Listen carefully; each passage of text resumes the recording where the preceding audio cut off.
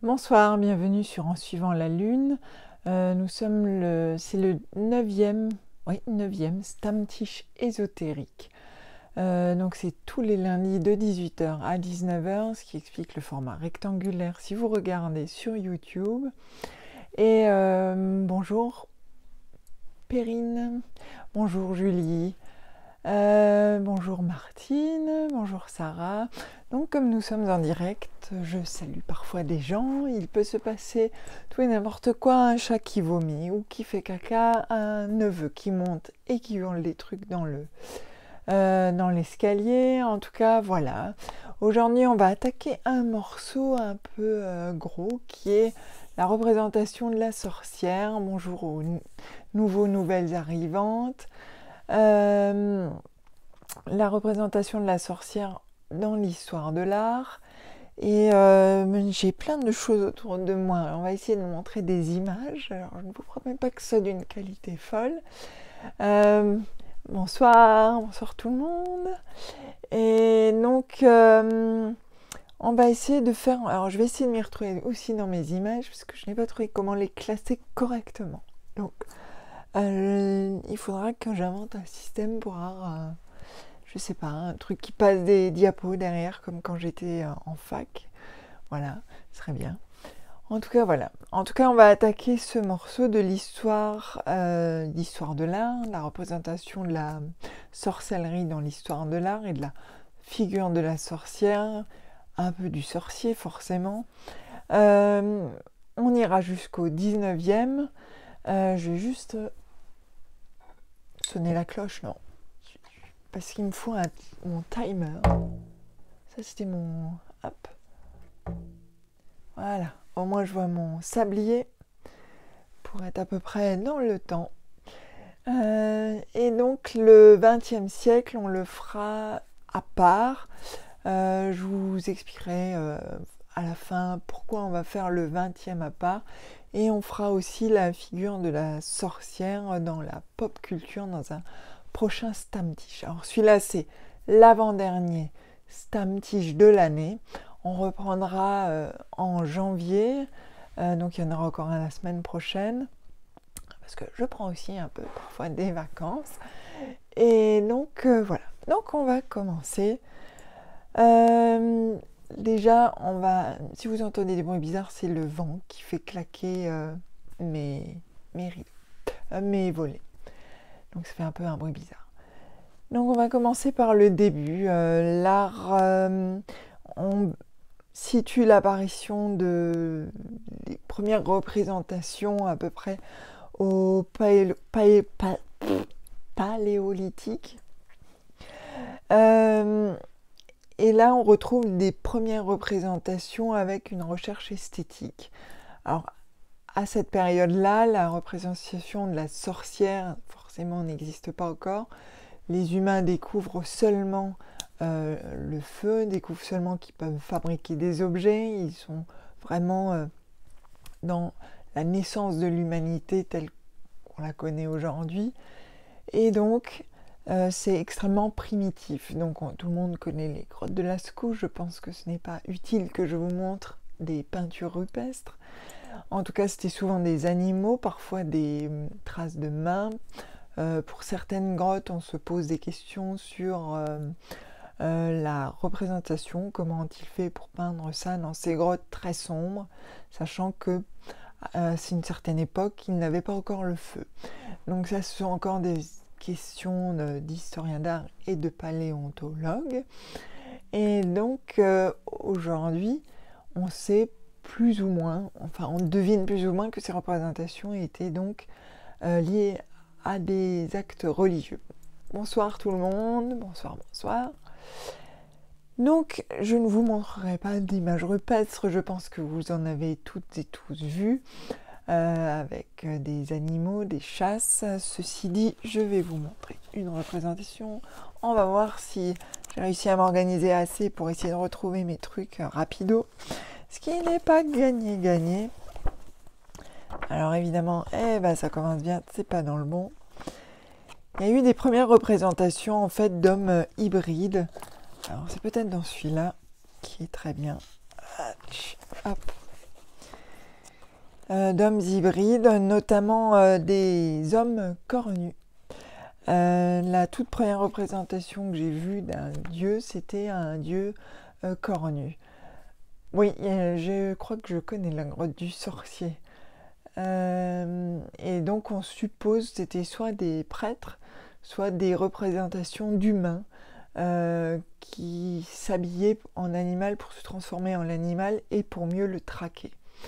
Donc on va retrouver ça plus tard dans les représentations de Cernunnos par exemple, ou de Hélène des Routes. Je monte là parce qu'ils sont derrière moi. Hélène des Voies. Donc ça c'est autre chose. Mais les premières représentations sont souvent hybrides, animales et humaines. Donc évidemment, je ne retrouve pas celle que je voulais vous montrer parce que, comme d'hab, je pense que je suis organisée et je ne le suis pas. Donc c'est ça qu'on ne peut pas classer ces images. Voilà. Donc en tout cas, ces représentations-là ont évolué et à l'époque, il n'y a pas encore de stigmatisation, probablement pas de stigmatisation du sorcier ou de la sorcière, puisque c'est plutôt le guide en général d'un troupeau d'humains. Je trouve que c'est très bien d'appeler ça un troupeau d'humains. D'un troupeau d'humains. Donc, ce sont plutôt des gens très respectés. Ceux qui ont le pouvoir, c'est souvent ceux qui ont le savoir. C'est souvent donc les chefs. Et c'est souvent aussi mélangé avec le côté religieux. En tout cas, c'est ce qu'on suppose, étant donné qu'il n'y a pas d'écrit, qu'on fait que retrouver des restes. Donc, c'est pour l'instant, malgré tout, toujours des supputations pour ce qui est de ces époques très reculées. Donc, on avance un peu dans l'histoire, on arrive à ce qu'on appelle les histoires antiques, que ce soit l'Égypte, la Grèce, Rome. Là, on commence à avoir des représentations, bien sûr, beaucoup plus avancées, non seulement de la déité. Ah, ben je l'ai retrouvé. Voilà, il suffit de demander. Il est là, je ne sais pas si vous le voyez. C'est une représentation de Dieu corps nu. Et en même temps, il est très humanoïde. Donc c'est pour ça qu'on ne sait pas trop si ces dieux étaient en fait... si c'était des humains habillés en peau de bête et qui s'habillaient en cerf. On a retrouvé des tombes très anciennes où les squelettes portaient des costumes avec des cornes de cerf, des attributs de guerriers mais aussi de chasseurs ou de chasseuses, parce qu'on a retrouvé aussi des tombes de femmes. Donc on sait qu'à cette époque proto-historique et préhistorique, on sait que la sacralité était probablement extrêmement liée à la vie quotidienne. Donc à cette période-là, on peut dire qu'effectivement, il n'y avait probablement pas de représentation de la sorcière dite mauvaise. Donc j'ai pris mes notes parce que je ne veux rien oublier, parce qu'en plus de ne pas être organisée, j'ai une mémoire de moule. Alors ça peut être une transe, justement, on ne sait pas trop sur ces images-là. Comme on peut faire que des suppositions, ça peut être une transe, ça peut être un rituel magique. Quand j'étais petite, il y a très longtemps donc, j'avais lu que c'était parfois des rituels pour appeler les animaux.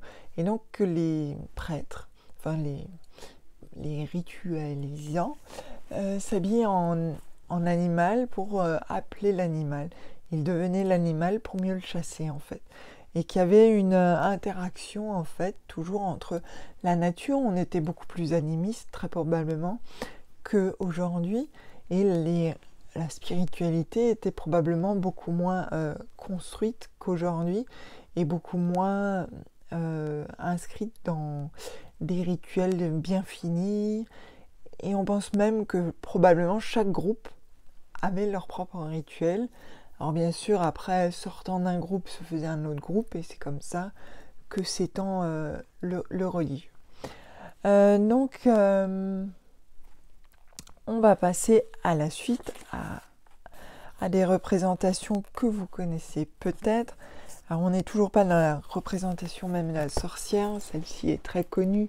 Souvent, on l'appelle Lilith, Oui, ça faisait partie de la vie quotidienne comme manger. Oui, c'est exactement ça.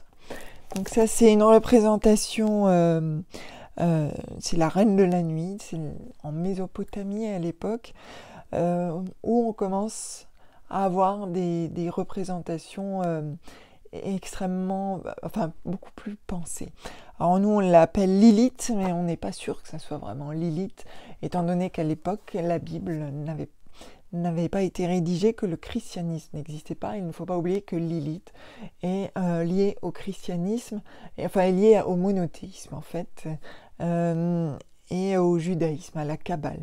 Donc en Mésopotamie, on ne sait pas justement si c'est effectivement Lilith, donc on l'a appelée la reine de la nuit. Elle porte des ailes qui font penser à Pazuzu. Ceux qui connaissent c'était la minute... oui, c'est plutôt Ishtar, je pense.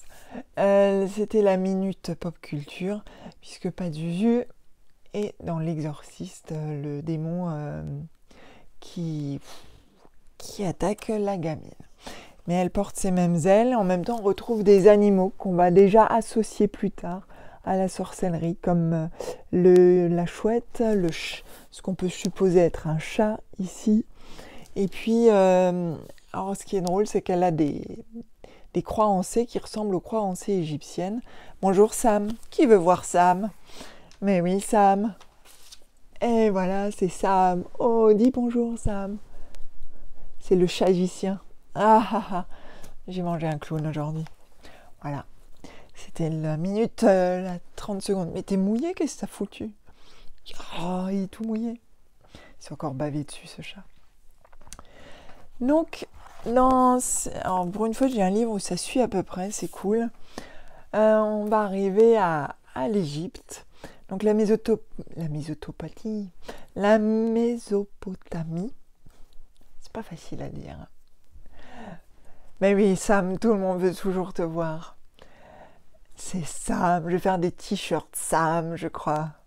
Oui, il est parti pour se lécher, je comprends pourquoi il était mouillé. En fait, il faisait ça, toilette. Et il faut savoir qu'il a une bouche qui pue. Vous le trouvez très mignon, mais quand il ouvre la bouche, c'est une infection.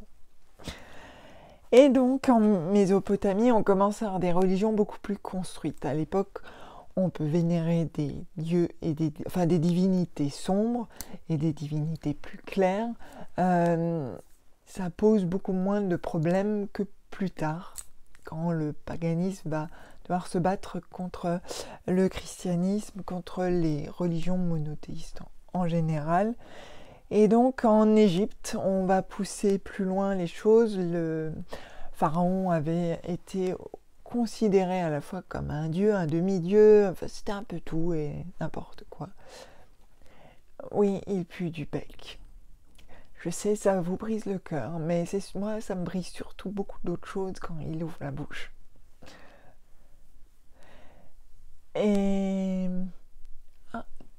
Ah oui, mais celle-là, mais s'il a 20 ans, il peut puer de la bouche, lui, il est plus jeune. Il a la moitié de son âge. Donc, il ne devrait qu'à moitié puer de la bouche. Et donc, en Égypte, où le pharaon était considéré presque comme un dieu, il y avait bien sûr des prêtres. On connaît pléthore de dieux égyptiens. Les plus connus, en général, c'est Anubis, Osiris, mais il y en a d'autres. Il y a celui qui est Khnum, qui est pour le Nil, Bastet, qui est un peu plus connue parce qu'elle a une tête de chat trop mignonne. Ah, c'est trop mignon. Mais les Égyptiens connaissaient l'Égypte, et voilà par exemple un papyrus de Sor égyptien, et donc on pouvait déjà jeter des sorts. Je ne sais plus si c'était puni en Égypte ou pas. Probablement quand c'était mauvais. On a plus puni certains hérétismes en Égypte, ou oui, Khnum, le dieu bélier, que j'aime beaucoup. C'est bien. Il y en a qui connaissent Khnum, bravo quand même, qui est très beau en plus. Il y a de très beaux sphinx Khnum, je ne sais plus où, en Égypte. Et donc en Égypte, puisqu'on y est, on va développer toute une magie égyptienne dont on parle encore aujourd'hui. Il y a Nout aussi, la voûte céleste. Il y a Malte, il y en a plein. Il y en a toute une flopée. Je pense qu'ils ont dû faire toutes les bêtes. Toutes les bêtes qui existaient sont devenues des dieux, avec chacun des attributs spécifiques. Alors ce qui reste en Égypte, c'est quand même l'œil. On va retrouver l'œil dans beaucoup de religions et beaucoup de... Oui, Bastet se transforme en Sekhmet, que j'ai dessiné d'ailleurs récemment, c'est pour ça que je me souviens bien du coup de Sekhmet Bastet. Donc il y a beaucoup de représentations d'œil, et encore aujourd'hui on retrouve l'œil dans certaines représentations religieuses. Alors après, il y a eu la Grèce, enfin la Grèce antique. Alors ici, on a Thoth, un beau Thoth dans toute sa splendeur. Voilà. Et puis, on va arriver... Alors, Thoth, c'est le scribe, mais pas seulement. Donc, dans la représentation de la sorcière, c'était juste pour vous montrer Thoth, pour le plaisir de montrer Thoth. On arrive à la Grèce, où il y a un respect de la sorcière, puisque... Mais en même temps, parfois, on la combat aussi. Donc, c'est... Oui, mais Thoth, il est sympa.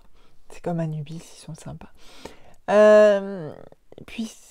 Et en plus, Thoth, c'est le savoir. Donc, c'est toujours bien d'avoir son petit Thoth en tête. Et donc, en Grèce, il va y avoir à la fois un respect de la sorcière, de la femme qui fait de la magie, de l'homme qui fait de la magie, mais aussi, parfois, il y a des combats contre... il y a toujours cette histoire de... Alors c'est souvent des femmes, c'est vrai que c'est souvent des femmes qu'on combat. C'est souvent la femme qui décide. On prend Circé, par exemple, qui est l'exemple le plus classique et le plus connu, qui a été très romantisé par la suite.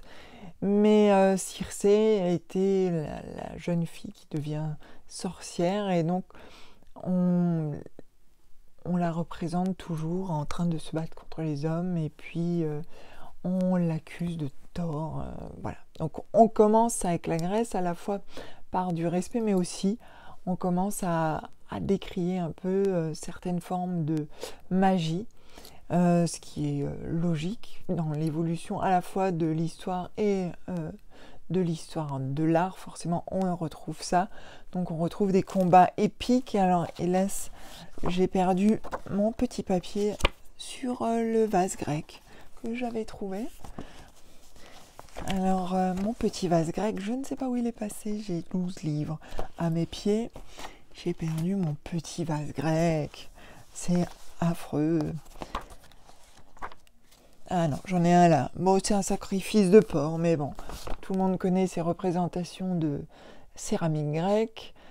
Moi, j'ai eu une spécialisation en histoire de l'art là-dessus, donc je vous ferai grâce des différences, très différents potiers, machin, etc. Et donc, on commence à un peu... Mais aussi parce que dans la religion grecque et plus tard romaine, la femme commence à être un peu écrasée. Il ne faut pas oublier que la plupart quand même des dieux grecs ou des dieux romains sont des serial violeurs. Il faut le rappeler, on l'oublie assez souvent, mais ils ne se gênent pas pour prendre ce qui ne leur appartient pas. Et après, en plus, ce que j'ai expliqué la dernière fois sur le féminin sacré, les femmes doivent leur dire merci pour cette joie immense. Donc c'est vrai qu'on commence un peu à avancer. Ça me fait des choses bizarres. On commence un peu à avancer dans la mentalité autour de la magie. On va arriver à la période maintenant de clash. Ça va être le moment où on va... Ah bah j'ai une Hécatée ici. Là, ici, on a une représentation de Pompéi, d'un centaure, qui n'est pas spécialement une représentation. Mais il existe des représentations déjà où on représente la sorcière moche à Pompéi.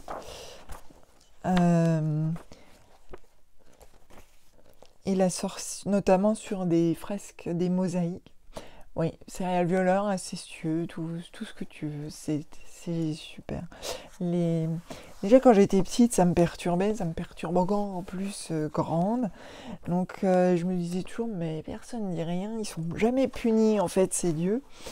Et non, non, en plus, souvent, elle tombe amoureuse après. Voilà, tu dis, il y a un truc que j'ai raté là. Donc, une des premières représentations d'une sorcière laide, c'est à Pompéi, que je ne retrouve pas dans mes bouquins, et que j'avais pourtant cherché. C'est la première fois qu'on va représenter, une des premières fois en tout cas connues, on va représenter une sorcière un peu vieille, qui fait un peu peur, on commence à découvrir un peu les archétypes qui vont fonder la représentation de la sorcière encore aujourd'hui. Donc on commence à poser des bases, mais aussi on arrive, oui, moi aussi j'ai du mal avec les mythologies grecques et romaines. C'est pour ça que je préfère l'Égypte. Et puis après, je préfère les trucs plus celtiques, mais qui sont pas exempts non plus de violence faite aux femmes. Mais beaucoup moins, de façon moins tout le temps que chez les Romains, où c'est vraiment un truc récurrent. Et voilà. Donc je disais que donc chez les Romains, à Pompéi, on a une des premières représentations de sorcières, on suppose, pareil, de sorcières en vieille femme. Donc on commence à entrer dans les archétypes, les représentations archétypales de la sorcière. Et arrive à ce moment-là le christianisme, alors, qui a été d'abord combattu par les Romains. Tout le monde connaît l'histoire des chrétiens et des Romains, les cirques, les combats dans les cirques, etc.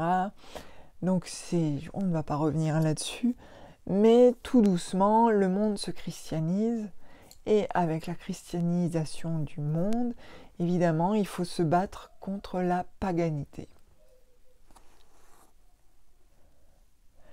Ben, quand on est petit, en fait, on t'expose pas les mythologies comme ça. On te lit de façon beaucoup plus douce. On va pas te dire oui, alors Zeus est en train de violer Léda. Non, on va te le dire de façon plus douce, et tu vas être là, sous une pluie d'or, il tombe sur Léda, et tu es là, oh, c'est mignon. Mais en même temps, tu trouves ça bizarre quand même. Mais tu te dis, mais il lui a pas demandé son avis. Mais voilà, donc non, en fait, les mythologies, en plus, sont enseignées en 6e, on revoit, il me semble, hein, faut que je demande à mon neveu. Mais il me semble, moi je me souviens que je les ai vues en 6e, les mythologies à l'époque. Et c'est vrai qu'on se rend pas compte, bonsoir, on se rend pas compte. Donc, au moment du basculement vers le christianisme, on va évidemment avoir le début de la répression, forcément. Déjà, le christianisme, pour s'installer, va devoir se battre contre la paganité qui est extrêmement présente partout. Il faut se souvenir que les Celtes, en fait, c'est une formation de plein d'ethnies différentes et qui ont couvert à peu près toute l'Europe. La France n'était pas du tout la France d'aujourd'hui, n'avait pas du tout les mêmes pourtours, idem pour l'Angleterre. Donc c'était plutôt des mouvements de prise de terrain, de recul, de remouvement, et au milieu de ça grandissait le christianisme et la religion monothéiste. En général. Donc ce sont des religions dites de révélation où Dieu vous parle. Et il n'y a plus qu'un seul Dieu qu'il faut aimer. Donc on ne reviendra pas sur l'histoire du christianisme aujourd'hui, mais en tout cas, on entre dans cette ère de répression. Alors déjà, le christianisme va devoir s'adapter aux païens. C'est pour ça, oui, l'Athènes. L'Athènes, c'est aussi jusque chez nous, il me semble. Pas la teigne, ne pas confondre, ce n'est pas la même chose. Et donc, excusez-moi de tout, c'est la poussière des livres, je pense. Donc, au début, ce qui était une religion relativement pleine d'amour et de joie, qui devait s'expandre sur la terre, va donc commencer à manger du terrain et donc ils vont sortir par exemple les saints pour pouvoir remplacer tous les milliers de petits dieux celtes. On va, par exemple, un des exemples les plus classiques, c'est la déesse Brigide. Ça va dépendre d'où vous venez, votre prononciation, qui a donné Sainte Brigitte. Il y a Hélène des Voies, donc la déesse cornue, qui va devenir probablement Sainte Hélène. Donc on retrouve chez les saints, par exemple, il y a aussi un lien entre Hécaté et Barbara, Sainte Barbe. Donc il y a des liens comme ça entre les saints et puis les anciens dieux. Et c'est la manière, en fait c'est une très bonne manière de faire d'installer sa religion, c'est en fait de remplacer doucement les choses. Oui, Danu et Sainte-Anne, on a plein d'exemples comme ça. Et on va remplacer au fur et à mesure la paganité. Alors pendant un certain temps, parce qu'en fait l'Inquisition n'est pas du Moyen-Âge, c'est une fausse idée de croire que la chasse aux sorcières date du Moyen-Âge, elle est post-médiévale en fait. Bon, alors bien sûr on est encore dans la fin du Moyen-Âge, mais on est quand même au XVe siècle, donc au Moyen-Âge on a encore des représentations de sorcières qui sont relativement sombres. On commence alors j'ai fait un Pinterest. Alors, on va essayer de voir si je m'y retrouve dans mon Pinterest. J'ai fait un tableau. Ah, je suis moderne.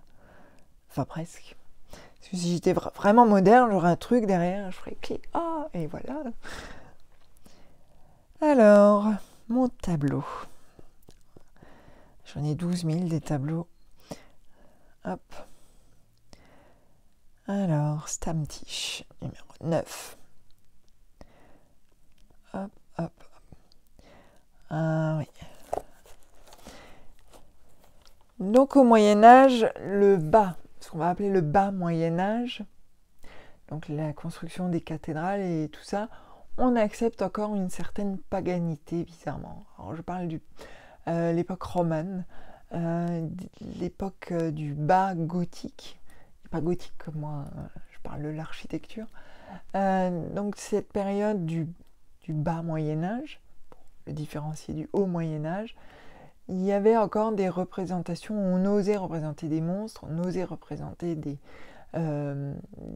diables. On retrouve ça sur les églises, sur les cathédrales, puisqu'à l'époque, c'était aussi apotropaïque, c'est-à-dire qu'il protégeait contre le diable. Donc on avait cette excuse de montrer des choses monstrueuses en disant oui mais d'ailleurs monstre vient de montrer, c'est pour protéger. Donc on osait encore faire des choses, même si on commençait à avoir les premiers hérétiques à partir du 7e, 8e siècle. On a les premiers dits hérétiques, donc que l'Église ne cautionnait pas, qui étaient souvent du coup excommuniés. Je regarde mon timing, on est seulement au Moyen-Âge et je vois que ça file. On va essayer d'avancer un peu plus vite, mais c'est pas facile. Donc on arrive maintenant au 15e qui est le clash ultime. C'est le début de la chasse aux sorciers et sorcières, à la chasse en tout cas de ceux qui pratiquent un art magique et qui vont être punis par Dieu. Alors une des premières représentations, j'espère qu'on va la voir. Hop, on va la mettre comme ça. C'est comme ça qu'on la voit le mieux. Une des premières, ça, voilà, ça date du 15e. C'est une des premières représentations d'une sorcière sur un balai. Et c'est donc deux femmes sur un balai. C'est dans un manuscrit dont j'ai oublié le nom. Mais c'est une des toutes premières... oups, qui s'en bat. Une toute première représentation de sorcière sur un balai. On commence à trouver donc la représentation archétypale. Le balai, je ne crois pas que ce soit le Malleus. Je pense que c'est un livre d'heures quelconque. Enfin, quelconque façon de parler. Ah là, on les voit mieux. On retrouve le visage un peu vieilli. Elles volent, elles ont des pouvoirs donc magiques qu'on va leur reprocher après. Et surtout, à la même époque, et c'est ce qui ne va pas aider, on découvre l'imprimerie. et l'imprimerie va aider à diffuser la propagande de l'Église autour de la sorcellerie et va aider aussi l'Église à s'installer beaucoup plus dans les campagnes qu'elle ne l'était à l'époque. Donc on peut dire que l'imprimerie a marqué un tournant pour beaucoup de choses dans l'évolution de l'humanité, en tout cas occidentale, puisque l'imprimerie en Occident va marquer l'installation bien sûr d'un savoir qui va pouvoir se diffuser, mais aussi du coup l'installation du christianisme et qui va, l'Église va pouvoir elle aussi diffuser son idéologie. Voilà, quand on ne trouve pas ces mots. Son idéologie à travers... Alors la représentation du ballet, c'est une bonne question. Elle va se retrouver de plus en plus et j'ai cherché. Je n'ai pas trouvé de réponse. Si quelqu'un a une réponse, ça m'intéresse. Parce que j'ai cherché et je n'ai pas trouvé. La seule chose que je vois, c'est que... et d'ailleurs, ça se fait toujours aujourd'hui, on balaye les hôtels païens à chaque changement de saison ou avant une fête. On doit balayer son espace sacré et on doit balayer son hôtel. Donc peut-être que ça vient de là. J'ai pas réussi à trouver une explication qui me convainc autour du balai. Mais en tout cas, on va le retrouver après dans plein de représentations. Donc la gravure notamment et l'imprimerie, oui, aux énergies de la Terre. Mais ça, c'est lié à la paganité, aux énergies de la Terre. C'est justement le fait de balayer les choses. Je pense qu'effectivement, je pense que ça vient de là. Il y a aussi la représentation phallique et le fait effectivement qu'on soit... c'est un problème qu'a posé le vélo bien plus tard, d'ailleurs. Le fait d'être à cheval sur un objet dur, comme le balai, et comme le vélo plus tard, où on disait « Oh, tu vas perdre ta virginité si tu fais du vélo. » Bien sûr mon gars. Donc voilà, donc c'est vrai qu'une femme qui a quelque chose entre les jambes, un balai, un vélo, c'était toujours mal vu. Heureusement qu'on a un tout petit peu dépassé ça. Alors les onguents de vol. Ah, je ne connaissais pas les onguents de vol. Voilà, tu m'apprends quelque chose, tu vois. C'est bien. Je regarderai les onguents de vol, du coup. Ou alors j'avais oublié, hein, ce qui est fort possible aussi parce qu'avec ma mémoire de moule, si je ne note pas les choses, je les oublie. Comme dirait le père d'Indiana Jones, si je les note, c'est justement pour pouvoir les oublier. Donc voilà, c'était encore une référence populaire. Donc on va retrouver des gravures. Je ne sais pas si on la voit, non évidemment. Tac, c'est mon... Si, voilà, on la voit à peu près. Des gravures avec des diables, c'est ce que va diffuser justement l'imprimerie. Et souvent, on retrouve... Alors, il y avait les danses macabres qui sont très connues, mais on va commencer aussi à représenter les sorcières en ronde avec des diables. Donc, on peut les mettre en parallèle avec les danses macabres, mais aussi le fait qu'il y avait les cercles du diable. Alors, je vous en ai normalement mis un de côté. Où est ce cercle du diable ?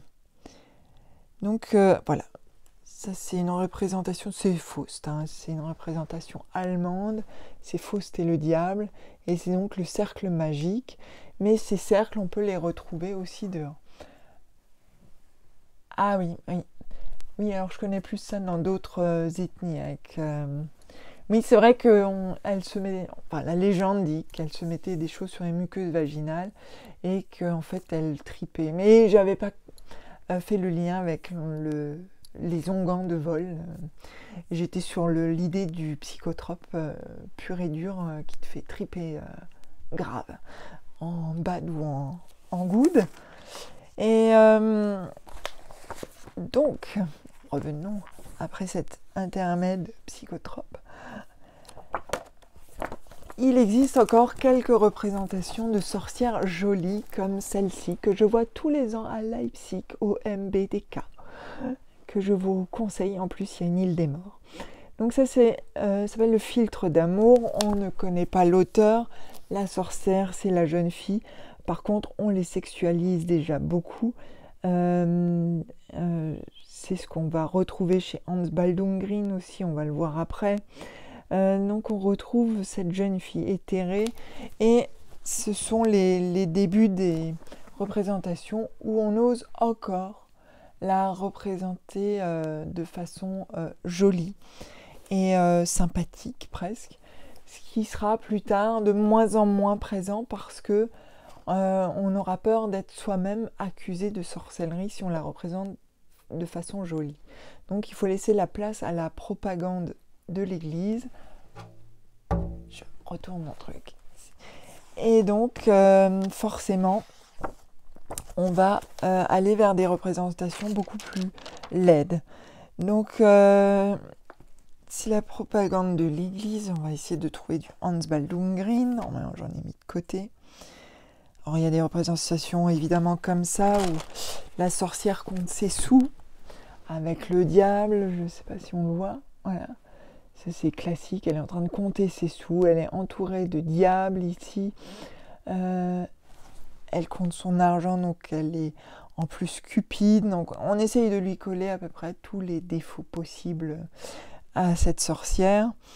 Ça c'est, alors celui-là normalement je l'ai dans un livre, c'est une très belle représentation d'un monastère qui s'appelle le monastère Rila en Bulgarie.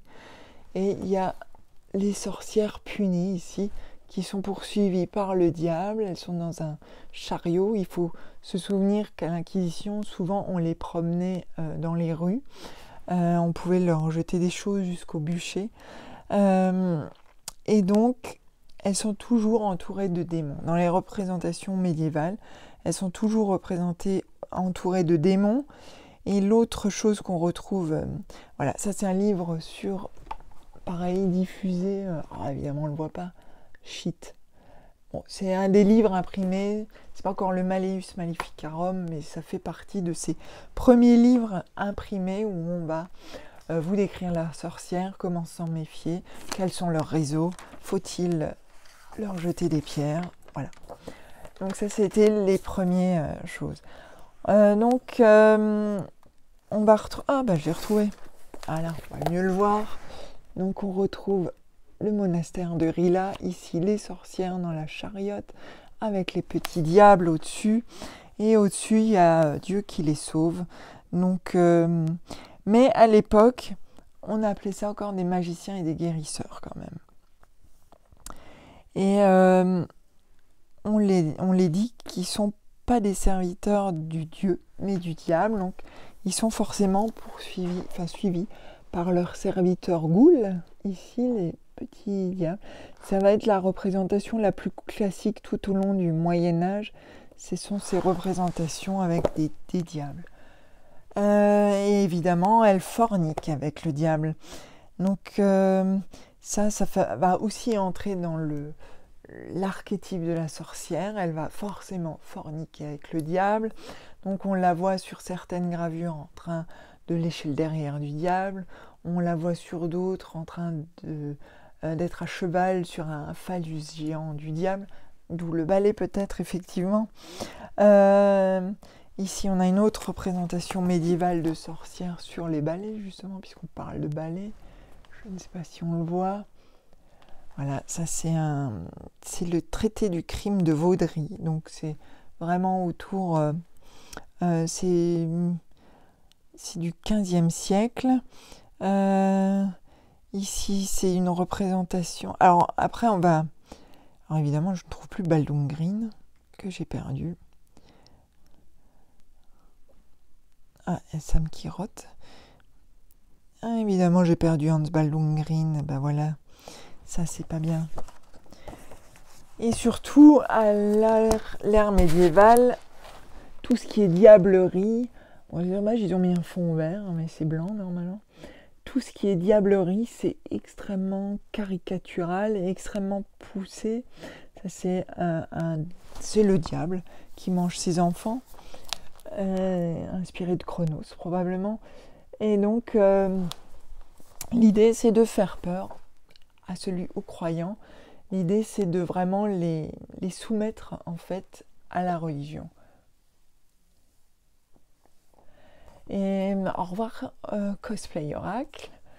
Oui, il y a plein de tableaux où elle baise les fesses du diable. Il y a Dürer aussi qui a représenté pas mal de sorcières excitées. Donc je suis en train de voir, là on est chez les druides, c'est plus ma partie maintenant, mais... Alors ça c'est Dürer, c'est dommage on ne voit pas bien. Ce sont des sorcières, c'est 4 sorcières, donc il les représente un peu, il y a un peu chaque âge de la vie, mais elles sont très sexualisées, et chez Dürer en général, elles vont être très sexualisées, et souvent avec un côté luxure très fort, donc qui est très finalement donneur de leçons. Ah voilà, c'était le bouquin que je tentais de vous montrer avant. Ça fait partie des petits livres qu'on distribuait pour reconnaître les sorcières. C'est surtout en Angleterre, ça. On va vous distribuer des petits livrets pour reconnaître les sorcières. Donc, avec Dürer, on va avancer dans ces représentations. Hop, ici j'ai du Dürer aussi. S'il veut bien rester. J'arrive pas à l'agrandir. Si. Voilà. Donc là, elles sont déjà beaucoup plus laides. Elles sont dans la forêt, elles sont dans leur élément. Donc, elles sont aussi... Il y a la luxure, il y en a une. Et on commence à avoir ces représentations avec le bouc, ici. Donc les représentations avec le bouc, le dieu corps nu, qu'on va associer au diable. Alors il y a eu en fait plusieurs choses qui ont fait qu'on est allé vers ces représentations de bouc. Il y a probablement toute l'histoire autour des Templiers, du Baphomet, puisque le Baphomet, c'était l'idole dite des Templiers. En fait, c'était surtout de la jalousie par rapport à l'ordre des Templiers. On ne va pas faire l'histoire des Templiers aujourd'hui, mais l'histoire des Templiers a probablement influencé beaucoup les représentations diaboliques, et notamment les représentations autour des sorcières. Ici, voilà, j'ai trouvé du Hans Baldung Green. En fait, il suffisait que je regarde en Saison d'Alsace, puisque Hans Baldung Green, c'est un dessinateur, enfin un peintre, un artiste de mon coin à la base. Donc, extrêmement sexuelles, elles sont très sexualisées, elles se plottent, c'est vraiment la luxure telle que l'Église la révère absolument. Donc, on les dit soumises au diable, et en fait, on va commencer à représenter les sabbats. Alors, il faut savoir que les sabbats n'ont jamais eu d'existence propre, en tout cas pas d'existence révérée. Les sabbats sont vraiment une invention de l'Église. Donc si on vous dit qu'il y a des sabbats de sorcières, non, il n'y en a pas.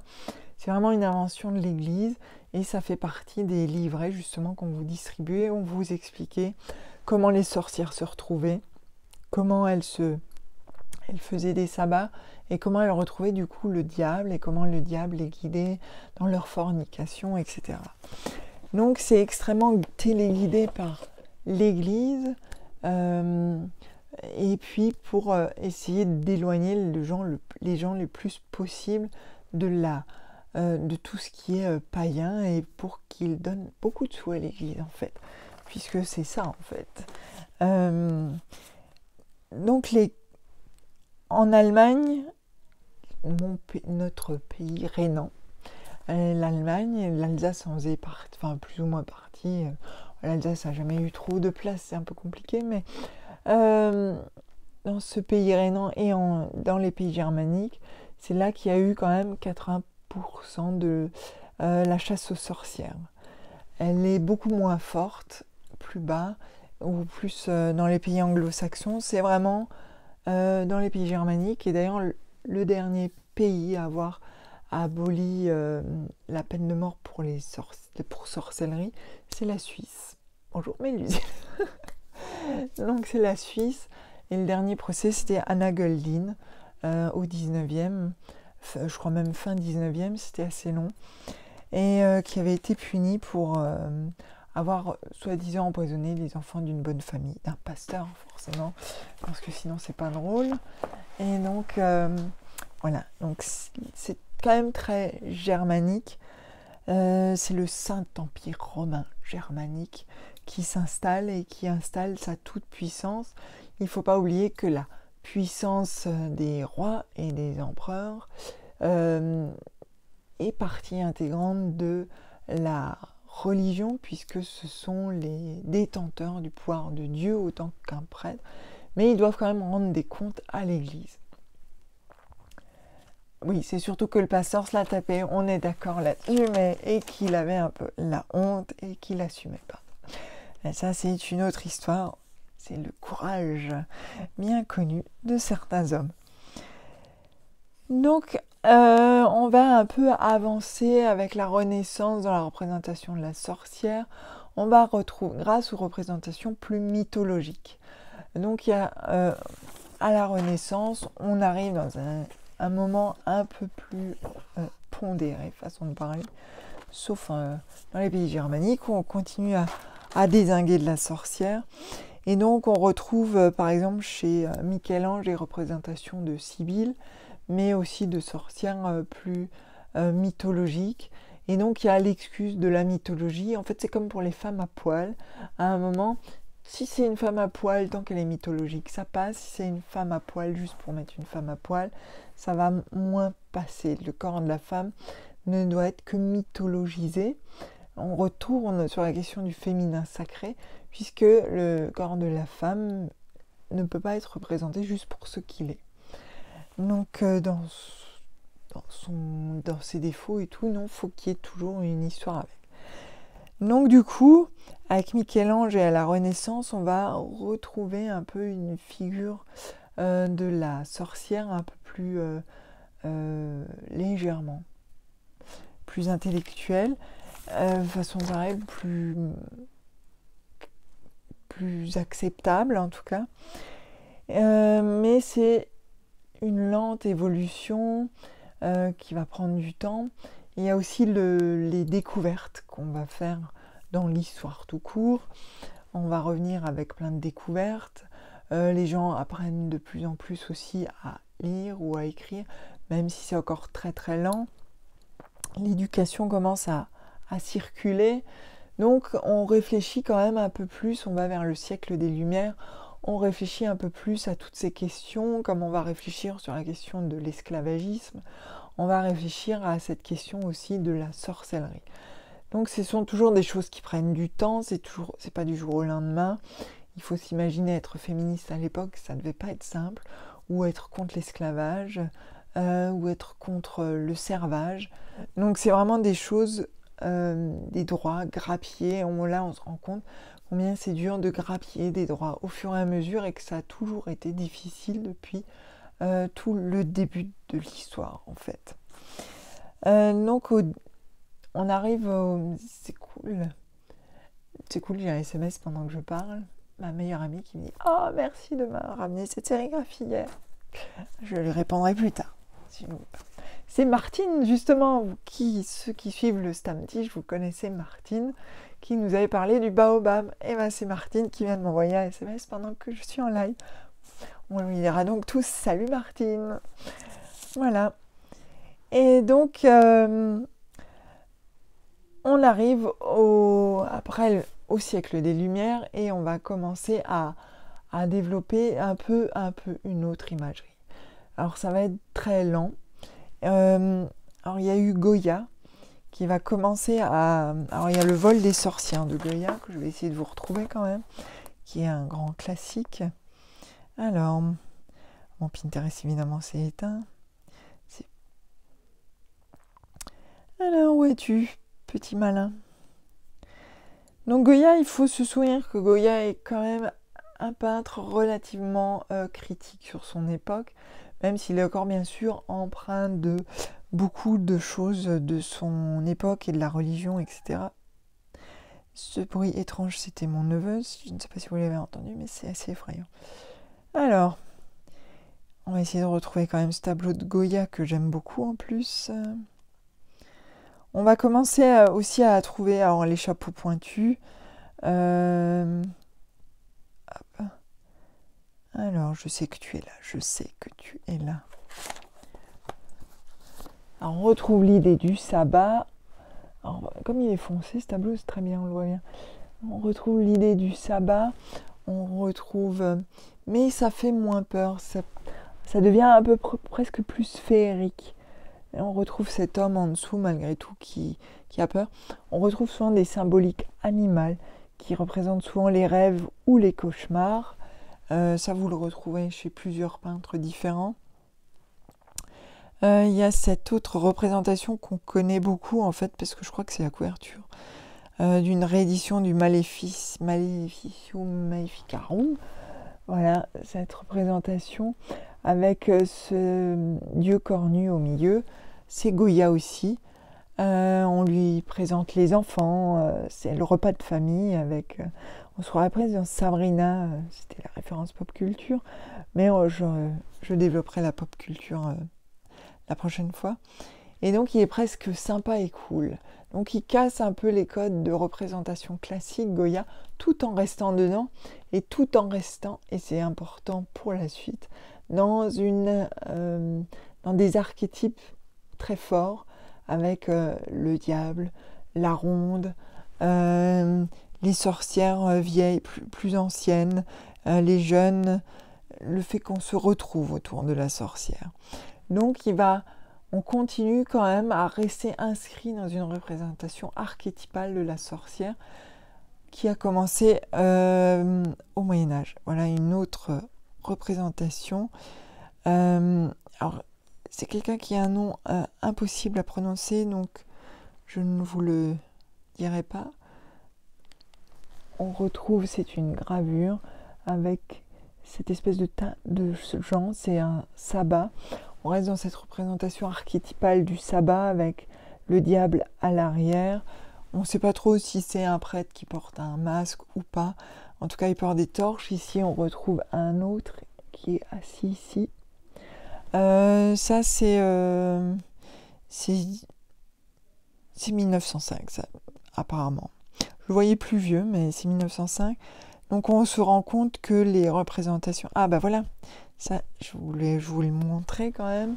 Ça, c'est les fameuses sorcières sur un phallus. C'est aussi une représentation classique où elle fait du cheval sur un phallus. Souvent, le phallus est seul, il n'appartient à rien. On retrouve autour des oiseaux qui font peur. Et ça, c'est une bonne question. Ça vient du British Museum, mais évidemment, ils ne mettent pas la source. Donc, ces représentations de sorcières vont s'inscrire dans notre inconscient collectif. On peut aussi citer un peintre comme Henri Fuseli, qui va faire beaucoup dans la représentation. Au 19e, on va commencer à romantiser un peu la vision de la sorcière. Je surveille mon timing. Et doucement, parce que déjà au 19e, il y a la révolution industrielle, il y a différentes choses qui se passent. Il y a l'ère victorienne qui va arriver à la fin. Mais au 19e, c'est aussi un retour à l'occulte. Il faut se dire qu'au 19e, on en finit avec la chasse aux sorcières. Ça a mis du temps, ça a marqué les esprits, même si 80% s'est passé dans les pays germaniques. La chasse aux sorcières a marqué l'esprit et du coup l'imagerie de la sorcellerie s'est inscrit dans notre ADN comme un truc complètement archétypal, notamment le fait que ça soit une femme, ce qui n'est pas toujours vrai. Les hommes ont été poursuivis. C'est mon chat qui éternue, j'étais en train de me demander ce qu'il faisait. Et donc, il y a tout ce qu'on va appeler le romantisme noir qui va se construire sur les cendres de la chasse aux sorcières. Alors, on peut se dire que c'est bien parce qu'on reprend le dessus, en tout cas visuellement, sur la représentation de la sorcière ou du sorcier. On reprend le dessus sur ce qui a été chassé. Ah tiens, je tombe sur un truc. Donc doucement, on va romantiser ça. Et ça va être presque... Le romantisme a un côté extrêmement politique. Ce qu'on oublie, c'est pas le romantisme amoureux, c'est vraiment le courant romantique et le romantisme noir. Donc, ça va tout ce qui est... Il faut savoir que tout ce qui est symboliste, tout ce qui est à partir de la moitié, disons, du 19e, on va entrer dans ce romantisme de la représentation de la sorcière ou du sorcier ou de la magie. On va retrouver certaines représentations et puis les refaire, je pense aux pré-raphaélites par exemple, qui vont beaucoup s'attacher à l'histoire médiévale et la retranscrire d'une façon des fois un petit peu épique. Moi, personnellement, j'aime beaucoup les pré-raphaélites, mais c'est pas toujours très accurate, comme on dit. C'est pas toujours très juste. C'est vraiment une vision très romancée, du coup, pour le coup, de la magie ou de la sorcellerie, ou même du Moyen-Âge.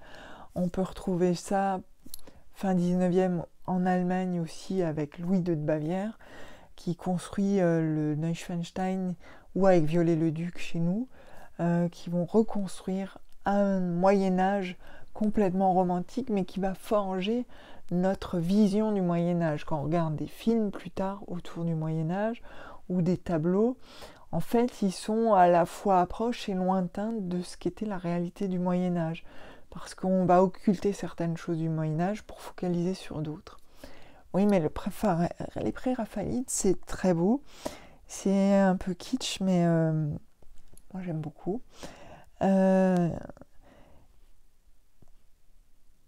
ben.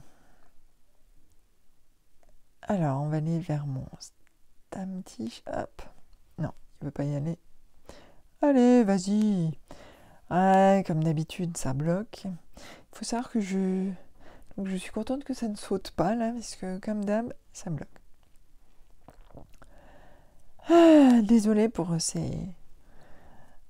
Il va falloir que je me modernise un jour et que ça soit plus fluide au niveau des images. J'ai pas encore trouvé comment. Donc dans les représentations, il y a Non, si c'est Waterhouse, je me semble. C'est une représentation très connue de Circé. Voilà, ça c'est pré-raphaélite. Donc là, par contre, c'est pas le Moyen-Âge, c'est la mythologie. Donc c'est là où on la connaît presque toutes et tous. C'est une des représentations les plus classiques. On a des représentations début 20e où on retourne sur le côté très sensuel de la sorcière. Il y a toujours le démon, ça c'est Nyx, ça c'est une prêtresse de Delphes par John Collier. Collier, je ne sais pas comment on prononce. Hop, c'est une Pythie qui veut pas se montrer. Voilà, la Pythie est bloquée. Vous avez le bas de la Pythie. C'est mon iPad qui a bloqué. Ah bah c'est cool, c'est pratique ça. Donc vous avez plein de représentations comme ça, très symboliques. Il faut regarder chez symbolistes, chez romantiques, symbolistes, pré-raphaélites. Vous allez trouver pléthore de représentations. Souvent, les femmes sont représentées effectivement très éthérées, très languissantes et souvent parfois rousses. Alors, dans les peintres les plus connus, il y a Waterhouse. Vous regarderez, lui a beaucoup travaillé sur les sorcières. Je ne sais plus son prénom. John William Waterhouse. Il y a William Blake qui a beaucoup travaillé, qui n'est pas pré-raphaélite. William Blake, c'est William Blake. On respecte toujours William Blake. Il a fait une très belle représentation d'Hécatée que je ne peux pas vous montrer puisque mon iPad s'est bloqué. Donc, il a fait une très belle représentation d'Hécatée qui est pour une fois avec William Blake. Et on peut lui dire merci. Il sort un peu de la représentation ultra féminine de la sorcière pour montrer des sorcières un peu moins sexy, qui vont être un peu plus baraquées, un peu plus... on sort du féminin pur et dur pour donner des choses avec un peu plus de force. Donc je vous conseille d'aller voir William Blake. Un des tableaux les plus connus, c'est probablement le dragon rouge, je ne sais plus exactement le titre, c'est un homme de dos avec des grandes ailes. Mais on retrouve tous les archétypes qui ont